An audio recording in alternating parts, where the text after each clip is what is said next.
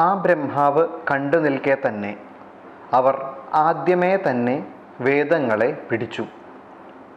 ജലം നിറഞ്ഞു കിടക്കുന്ന സമുദ്രത്തിൻ്റെ ഉള്ളിലേക്ക്, രസാതലത്തിലേക്ക് ആ നിത്യവേദങ്ങളെ ബലമായി പിടിച്ച് ആ ദാനവശ്രേഷ്ഠന്മാർ കൊണ്ടുപോയി. വേദങ്ങളെ അവർ ഹരിച്ചപ്പോൾ ബ്രഹ്മാവ് വല്ലാതെ വിഷണ്ണനായി. അപ്പോൾ ഈ മധുവേടഭന്മാർ ഈ താമരയുടെ പത്മത്തിൻ്റെ നാളത്തിൻ്റെ ഉള്ളിലൂടെ കടന്ന് നോക്കുമ്പോൾ, കയറി നോക്കുമ്പോൾ ബ്രഹ്മാവിനെ കണ്ടു. നാല് തലകളുള്ള ബ്രഹ്മാവിനെ കണ്ടു. ബ്രഹ്മാവിന് ചുറ്റും പ്രകാശിക്കുന്ന ചാരുവിഗ്രഹത്തോടു കൂടിയ മനോഹരമായിട്ടുള്ള രൂപത്തോടു കൂടിയിട്ടുള്ള 4 വേദങ്ങൾ ഇങ്ങനെ ഇരിക്കുന്നത് കണ്ടു. അപ്പോൾ സ്വാഭാവികമായിട്ടും മനോഹരങ്ങളായിട്ടുള്ള ചില സാധനങ്ങളെ കാണുമ്പോൾ അവർക്ക് അതെടുക്കണം എന്ന് തോന്നി. അതവരെടുത്തു. അവരെടുക്കുമ്പോൾ തന്നെ അതെടുക്കരുതെന്ന് പറയാനോ എടുത്താൽ അവരുടെ കൈ പിടിക്കാനോ അല്ലെങ്കിൽ അവരെ തടയാനോ വേറെ ആരും ഉണ്ടായിരുന്നില്ല. അവർ അതെടുത്തിട്ട് രസാതലത്തിലേക്ക് മുങ്ങിപ്പോയി. ജലം നിറഞ്ഞു കിടക്കുന്ന ജലത്തിൻ്റെ ഉള്ളിലേക്ക് പോയി നിത്യങ്ങളായിട്ടുള്ള വേദങ്ങൾ ആ ബലമായി പിടിച്ച് ആ ദാനവശ്രേഷ്ഠന്മാർ കൊണ്ടുപോയി. അങ്ങനെ അവർ രസാതലത്തിലേക്ക് ആണുപോയി, വേദങ്ങളെയും കൊണ്ട്. അങ്ങനെ സംഭവിച്ചപ്പോൾ, വേദങ്ങളെ അവർ ഹരിച്ചപ്പോൾ ബ്രഹ്മാവ് വല്ലാതെ വിഷണ്ണനായി. സ്വാഭാവികമായിട്ടും ബ്രഹ്മാവ് വളരെയധികം ദുഃഖിച്ചു. ഈശ്വരനോട് ആവലാതി പറഞ്ഞു. ഇവിടെ ബ്രഹ്മാവ് മാത്രമേ ഉള്ളൂ. അപ്പോൾ ബ്രഹ്മാവ്, ഈശ്വരൻ എന്ന് പറയുന്നത് തൻ്റെ തന്നെ ബൃഹത്തായിട്ടുള്ള രൂപമാണ്. അപ്പോൾ തന്നോട് തന്നെ ബ്രഹ്മാവ് ആത്മഗതം ചെയ്യാൻ ആരംഭിച്ചു. ഈശ്വരനോട് ആവലാതി പറഞ്ഞു എന്ന് പറഞ്ഞാൽ അങ്ങനെയാണ്, ആത്മഗതം ചെയ്യാൻ ആരംഭിച്ചു. ബ്രഹ്മാവ് പറഞ്ഞു, വേദങ്ങൾ എൻ്റെ പ്രധാനപ്പെട്ട കണ്ണുകളാണ്. വേദങ്ങളാണ് എൻ്റെ പരമമായ ബലം. വേദങ്ങളാണ് എൻ്റെ മുഖ്യമായ ധാമം. വേദങ്ങൾ എൻ്റെ പരമമായ ബ്രഹ്മമാണ്. ബലമായി ദാനവന്മാർ വേദങ്ങളെയെല്ലാം ഹരിച്ചു. എനിക്ക് വേദങ്ങൾ നഷ്ടപ്പെട്ടതോടെ ലോകം മുഴുവൻ ഇരുളടഞ്ഞതായി തോന്നുന്നു. വേദങ്ങൾ നഷ്ടപ്പെട്ട എനിക്ക് ഭഗവാനെ എങ്ങനെ ഞാൻ ലോകങ്ങളെ ഭംഗി പോലെ സൃഷ്ടിക്കേണ്ടു? അയ്യോ കഷ്ടം! ദൈവമേ, എനിക്ക് ഈ വേദനാശം കൊണ്ടുള്ള മഹാദുഃഖം സഹിച്ചുകൂടല്ലോ. എൻ്റെ മനസ്സ് ഉരുകുന്നുവല്ലോ. തീവ്രമായ ശോകത്തിൽ ഞാൻ പെട്ടുപോകുന്നല്ലോ. ശോകസമുദ്രത്തിലല്ലേ ഞാൻ ആണ്ടുപോയിരിക്കുന്നത്. എന്നെ ഇതിൽ നിന്ന് ഉദ്ധരിക്കാൻ ആരുണ്ട്? പോയ വേദങ്ങൾ നേടിത്തരാൻ ആരുണ്ട്? എനിക്ക് സഹായി ആരുണ്ട്? ഇഷ്ടൻ ആരുണ്ട്? ക്രിയേറ്റീവ് ആയിട്ടുള്ള ഒരാൾ തൻ്റെ ക്രിയേറ്റിവിറ്റി നഷ്ടപ്പെട്ടാൽ, ക്രിയേറ്റിവിറ്റിക്ക് ആവശ്യമുള്ള ടൂളുകളൊക്കെ നഷ്ടപ്പെട്ടാൽ അയാൾ ആകെ പരിഭ്രാന്തനായിത്തീരും. അത് ഏത് തരത്തിലുള്ള ക്രിയാത്മക ജോലിയിൽ ഏർപ്പെട്ടിരിക്കുന്നവനാണെങ്കിലും ശരി, പെയിൻറ്റർ ആണെങ്കിലും ശരി, എഴുത്തുകാരനാണെങ്കിലും ശരി, കവിയാണെങ്കിലും ശരി, ബിൽഡിങ്ങുകളൊക്കെ കൺസ്ട്രക്റ്റ് ചെയ്യുന്ന, ഡിസൈൻ ചെയ്യുന്ന എൻജിനീയേഴ്സ്, ആർക്കിടെക്ട്സ്, അങ്ങനെയുള്ള ആളുകളാണെങ്കിലും ശരി, ഏത് തരത്തിൽ ക്രിയാത്മകമായി ജോലി ചെയ്യുന്ന ആളുകളും ആ ക്രിയാത്മകത വരാതിരിക്കുകയോ അല്ലെങ്കിൽ അതിന് കാരണമായിരിക്കുന്ന ഉപകരണങ്ങൾ, ടൂളുകൾ നഷ്ടപ്പെടുകയോ ചെയ്താൽ ഇതേപോലെ ആശങ്കാകുലരാകും, വിഷമിക്കും, ദുഃഖിക്കും, ആകെ തകർന്നു പോകും. ഖാമോഷിയ എന്ന് ഒരു ഹിന്ദി സിനിമയുണ്ട്. അതിനകത്ത് ആദ്യം തന്നെ അതിനകത്തെ പ്രധാന കഥാപാത്രം ഒരു എഴുത്തുകാരനാണ്. അദ്ദേഹം തൻ്റെ എഴുത്തുകളൊന്നും, താൻ എഴുതുന്ന പുസ്തകങ്ങളൊന്നും പണ്ടത്തെ പോലെ വളരെ അധികം ആളുകൾ ജനപ്രീതി നേടിയിരുന്ന ഒരു സമയത്തെ പോലെ ആരും ഇപ്പോൾ വായിക്കുന്നില്ല. താൻ ഔട്ട്ഡേറ്റഡ് ആയിപ്പോയി എന്നുള്ള ഒരു വളരെയധികം വിഷമത്തിൽ കാട്ടിക്കൂട്ടുന്ന ഒരുപാട് അട്രോസിറ്റീസ് ഉണ്ട്. ആ സിനിമ തുടങ്ങുമ്പോൾ തന്നെ ആ കഥാകാരൻ ഒരുപാട് പ്രശ്നങ്ങളിൽ ചെന്ന് പെടുന്നതാണ് കാണുന്നത്. അതിന് പ്രധാന കാരണം അയാളുടെ ക്രിയേറ്റിവിറ്റി അയാൾക്ക് പഴയ പോലെ ആ ഫ്ലോ, ആ ഒരു ഒഴുക്ക്, എഴുത്തിൻ്റെ ആ ഒരു ഒഴുക്ക് പഴയ പോലെ വരുന്നില്ല എന്നുള്ളതുകൊണ്ടാണ്.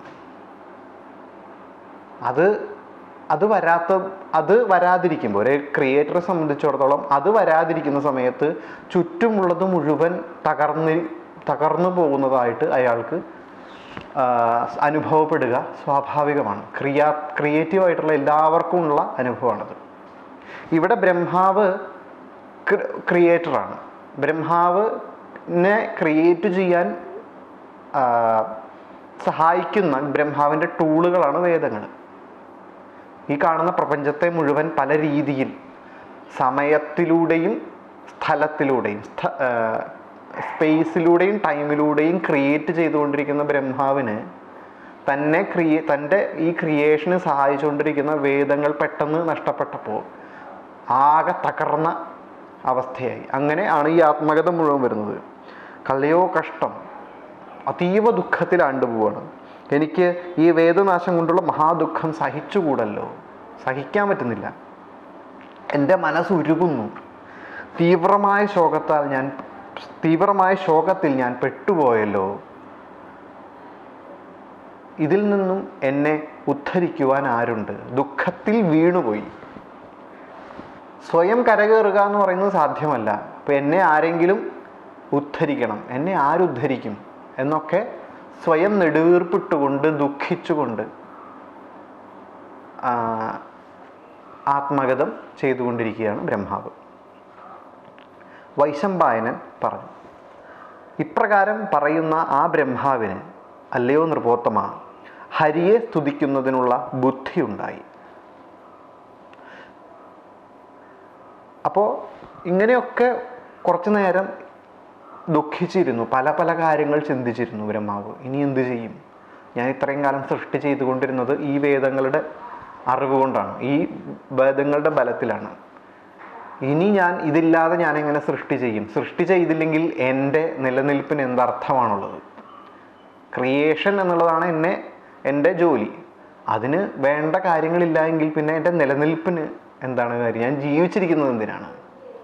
ഞാനിങ്ങനെ നിലനിൽക്കുന്നത് തന്നെ എന്തിനാണ് എന്നുള്ള വളരെ വേദനാജനകമായ തീവ്രമായിട്ടുള്ള അനുഭവങ്ങൾ ആ വേദനയിലൂടെ ബ്രഹ്മാവ് കടന്നു പോയപ്പോൾ ബ്രഹ്മാവിന് ബുദ്ധി ഉണ്ടാവുകയാണ്. ഹരിയെ സ്തുതിക്കുന്നതിനുള്ള ബുദ്ധി ഉണ്ടായി. ഈ ഹരി എന്ന് പറയുന്നത് എന്താണ്? ഹരി എന്ന് പറഞ്ഞാൽ ബ്രഹ്മാവ് തന്നെയാണ് ഹരി. നമ്മളിതിനു മുമ്പ് കണ്ടു, ഹരിക്ക് സാക്ഷാൽ വാസുദേവന്, പരമമായിട്ടുള്ള നാരായണന്, അങ്ങനെ ഏത് പേര് വേണമെങ്കിലും വിളിച്ച് പറയാം. നമുക്ക് ഏത് പേരിൽ വേണമെങ്കിലും ആ പരമമായതിനെ വിളിക്കാം. ആ നാരായണന് അല്ലെങ്കിൽ ആ വാസുദേവന് സൃഷ്ടിക്കണം എന്നുള്ള ആഗ്രഹം, ലോകത്തെ സൃഷ്ടിക്കണം എന്നുള്ള ആഗ്രഹം ഉണ്ടായപ്പോൾ അനിരുദ്ധ രൂപിയായിരിക്കുന്ന ആ വാസുദേവൻ്റെ സൃഷ്ടിന്മുഖമായിട്ടുള്ള ഭാവമാണ് ബ്രഹ്മാവ്. ബ്രഹ്മാവ് എന്ന് പറയുന്നത് ഇയാളിൽ നിന്നും, ഈ പരമമായതിൽ നിന്നും വ്യത്യസ്തമായിട്ടുള്ള ഒന്നല്ല. സൃഷ്ടിന്മുഖമായപ്പോൾ സൃഷ്ടിക്കണം എന്ന് അനിരുദ്ധൻ ചിന്തിച്ചപ്പോൾ സൃഷ്ടിക്കാൻ വേണ്ടി എടുത്ത ഒരു രൂപമാണ് ബ്രഹ്മാവ്. അപ്പോൾ ആ ബ്രഹ്മാവ് ഇങ്ങനെ സൃഷ്ടി നടത്തിക്കൊണ്ടിരിക്കുന്ന സമയത്താണ് സൃഷ്ടിക്ക് ആവശ്യമായിട്ടുള്ള വേദങ്ങൾ നശിച്ചു പോയത്, അല്ലെങ്കിൽ കട്ടെടുത്ത് കൊണ്ടുപോകപ്പെട്ടത്. അപ്പോൾ ആ ബ്രഹ്മാവ് തൻ്റെ തന്നെ യഥാർത്ഥ രൂപത്തിനെ സ്തുതിക്കുകയാണ്. ഇവിടെ സ്തുതി എന്ന് പറയുമ്പോൾ ഇത് സ്തുതി രൂപത്തിലാണ് എഴുതപ്പെട്ടിട്ടുള്ളത്, ബ്രഹ്മാവിൻ്റെ ഇനിയുള്ള സ്തുതി. പക്ഷെ ബ്രഹ്മാവ് ശരിക്കും ചെയ്യുന്നത് തൻ്റെ യഥാർത്ഥ ബോധത്തിനെ അറിയുകയാണ്. ഒരാളെ മുന്നിൽ നിന്ന് ഡിസ്ക്രൈബ് ചെയ്യാണ്, വിവരിക്കുകയാണ്. തലമുടി, ചുരുണ്ട തലമുടി, നീണ്ട നെറ്റിത്തടം, നീണ്ട കണ്ണുകൾ, വലിയ മൂക്ക്, കവിളുകൾ, ചെറിയ ചുണ്ട്, അങ്ങനെയൊക്കെ നമ്മൾ ഡിസ്ക്രൈബ് ചെയ്യും ആളുകളെ. ഇവിടെ ഈശ്വരനെ ഡിസ്ക്രൈബ് ചെയ്യുന്നതാണ്. ബ്രഹ്മാവ് തൻ്റെ തന്നെ യഥാർത്ഥ രൂപമായിട്ടുള്ള ഈശ്വരനെ അറിയുകയാണ്. ഡിസ്ക്രൈബ് ചെയ്യുക എന്ന് പറഞ്ഞാൽ അറിയുകയാണ്, ഓരോന്നിനെയും കണ്ട് അറിയുകയാണ്. അപ്പം താനെന്ന് പറയുന്നത് ടിപ്പ് ഓഫ് ദി ഐസ്ബർഗ് ആണ്. അപ്പം ദ ഹോൾ ഐസ്ബർഗ് എന്ന് പറയുന്നത് സാക്ഷാൽ പരമമായിട്ടുള്ള നാരായണനാണ്.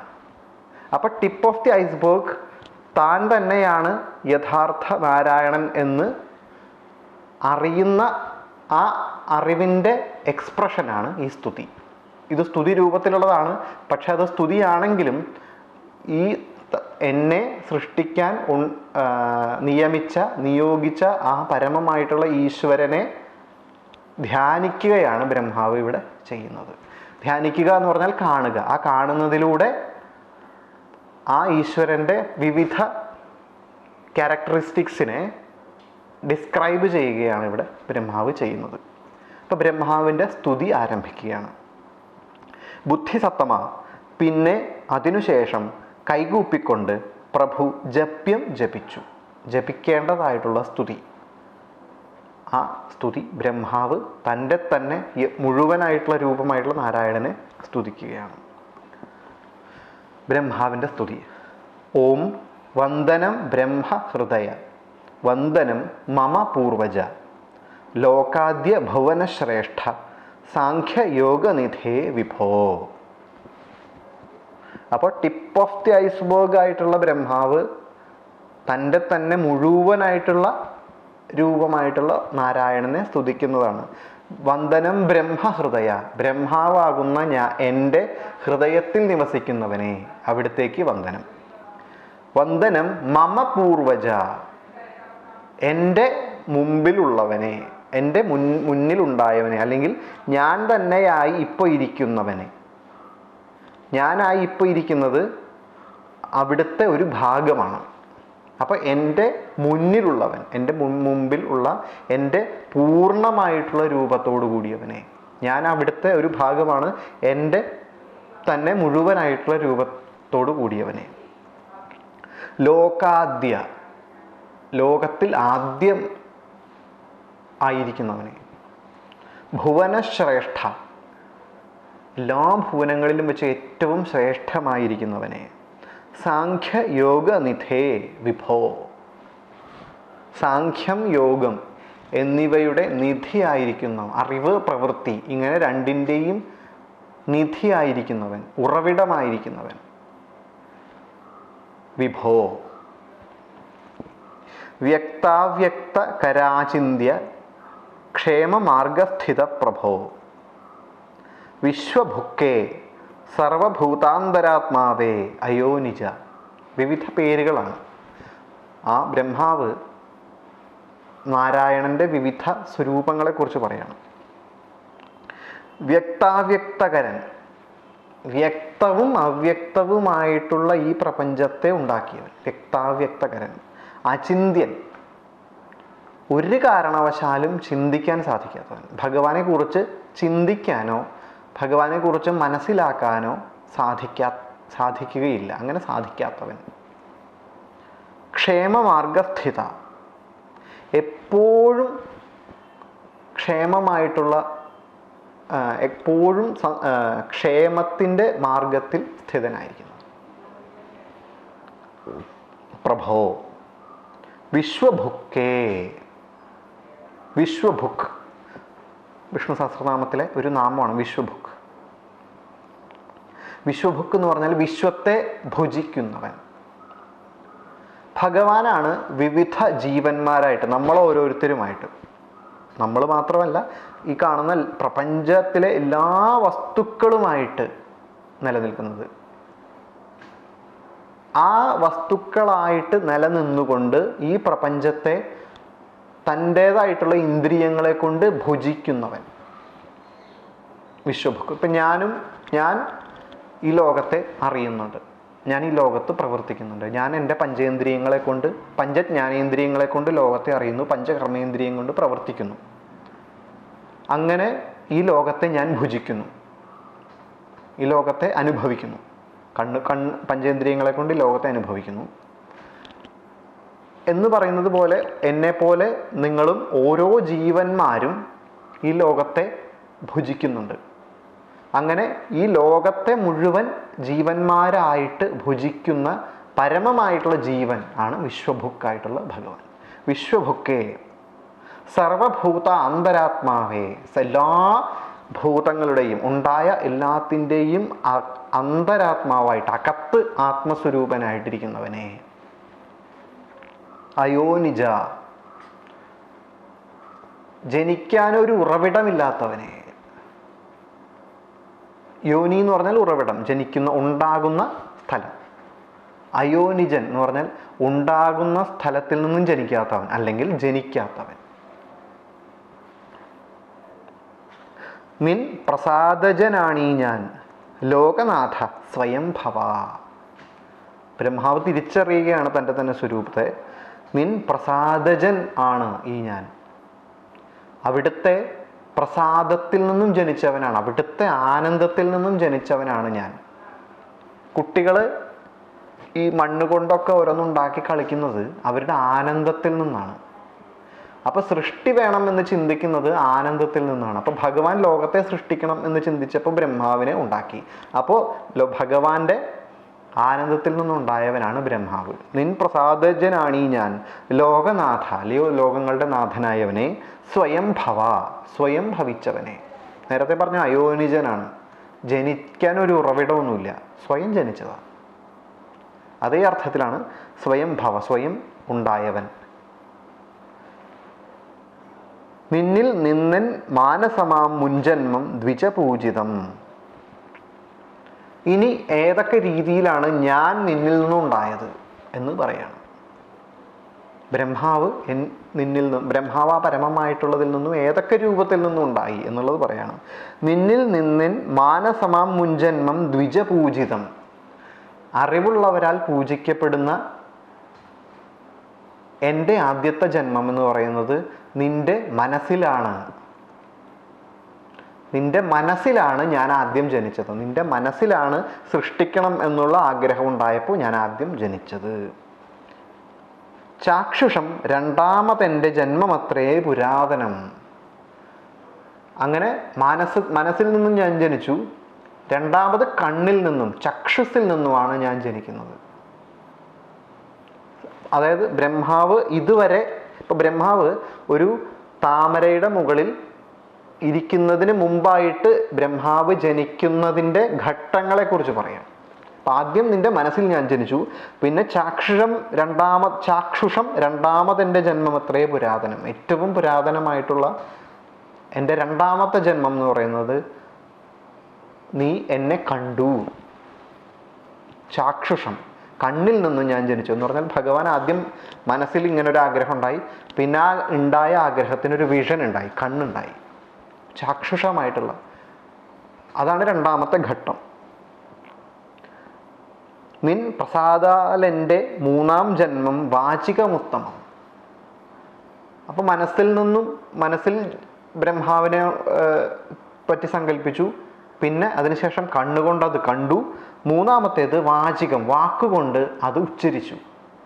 അപ്പോൾ വാക്കുകൊണ്ട് ഉച്ചരിച്ചപ്പോൾ വാചികമായിട്ടുള്ള ബ്രഹ്മാവിൻ്റെ ഉത്പത്തി ഉണ്ടായി. നിന്നിൽ നിന്നാ ശ്രവണജമൻ നാലാം ജന്മവും വിഭോ. നാലാമത്തെ ഘട്ടം എന്ന് പറയുന്നത് കേൾവി. ഭഗവാൻ കേട്ടു എന്നെക്കുറിച്ച്. അങ്ങനെ നാലാമത്തേത്. നിന്നിൽ നിന്നാണെൻ്റെ അഞ്ചാമത്തെ നാസത്യജന്മവും. കേട്ടതിൽ നിന്നും അങ്ങനെ കേട്ടിട്ട് അടുത്ത മാനിഫെസ്റ്റേഷനാണ് നാസത്യം എന്ന രൂപത്തിലുള്ളത്. അങ്ങനെ അഞ്ചാമത്തേത്. നിന്നിൽ നിന്നാണ് എൻ്റെ ആറാം ജന്മം അണ്ഡജം എന്നതും. ആറാമത്തേതായ അണ്ഡജം, അണ്ഡത്തിൽ നിന്നും ഉണ്ടായത്. ബ്രഹ്മാവ് അണ്ഡത്തിൽ നിന്നും ഉണ്ടായി. ബ്രഹ്മാണ്ഡത്തിൽ നിന്നും ഉണ്ടായ ആറാമത്തെ എൻ്റെ ഘട്ടം, ജന്മത്തിൻ്റെ ആ ഘട്ടങ്ങളിൽ ആറാമത്തെ ജന്മം, അതാണ് അണ്ഡജം എന്ന് പറയുന്നത്. ഏഴാമത്തേതായതാം ജന്മം പത്മജന്മത്വമാം വിഭോ. അങ്ങനെ ഏഴാമത്തെ ജന്മമാണ് എൻ്റെ ഈ പത്മജം ആയിട്ടുള്ള ജന്മം, പത്മത്തിൽ നിന്നും ജനിച്ചതായിട്ടുള്ള ഈ ജന്മം. ആദ്യം അങ്ങനെ ഭഗവാന്റെ മനസ്സിൽ നിന്ന് തുടങ്ങി ഈ പത്മത്തിൽ എത്തുന്നത് വരെ 7 ഘട്ടത്തിലൂടെ കടന്നു പോയിട്ടാണ് ഞാൻ ജനിച്ചിട്ടുള്ളത്. സർഗം തോറും നിന്റെ പുത്രൻ ഈ ഞാൻ ത്രിഗുണവർജിതൻ, പ്രഥമൻ പുണ്ടരീകാക്ഷ പ്രധാന ഗുണകൽപ്പിതൻ. എല്ലാ സർഗങ്ങളിലും ഈ സൃഷ്ടി പ്രക്രിയ ഇങ്ങനെ നടന്നുകൊണ്ടേയിരിക്കും ചാക്രികമായിട്ട്. അങ്ങനെ എല്ലാ സർഗങ്ങളിലും നിന്റെ പുത്രനായിട്ടുള്ള ഞാൻ ത്രിഗുണവർജിതൻ, സത്വരജസ്തമോ ഗുണങ്ങളിൽ നിന്നും അതീതനായവൻ. പ്രഥമൻ എന്ന് പറഞ്ഞാൽ ആദ്യം ഭഗവാനിൽ നിന്നും ഉണ്ടായവൻ. പുണ്ടരീകാക്ഷയ അല്ലയോ പുണ്ടരീകാക്ഷ, പ്രധാന ഗുണകൽപ്പിതൻ, പ്രധാനം എന്ന ഗുണത്തോട് കൂടിയവൻ.